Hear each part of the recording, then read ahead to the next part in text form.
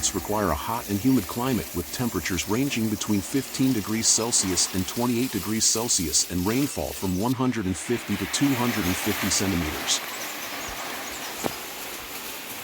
Coffee bushes need adequate soil moisture to function during dry spells, but they can't tolerate waterlogged conditions or low moisture for long periods.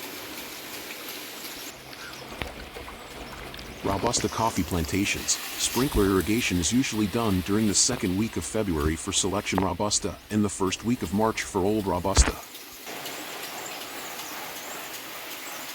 The minimum amount of water needed to induce healthy blossoms is 1.5 acre inches for Selection Robusta and 0.75 acre inches for Old Robusta. Unlike many other coffee-producing nations where rainfall is scattered throughout the year, a few countries including India are governed by a definite rainfall pattern spread over a period of 4 to 6 months. This type of rainfall is commonly referred to as the single rainfall regime, SRR. Under the SRR, the coffee bush is subjected to a drought period of 4 to 5 months. Hence, coffee-growing countries like India depend on artificial irrigation to boost productivity.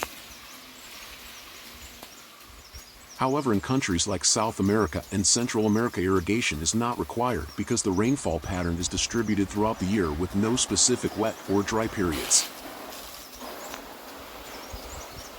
A close look at the coffee bush reveals that it requires adequate soil moisture to carry out its physiological and biochemical functions during dry spells.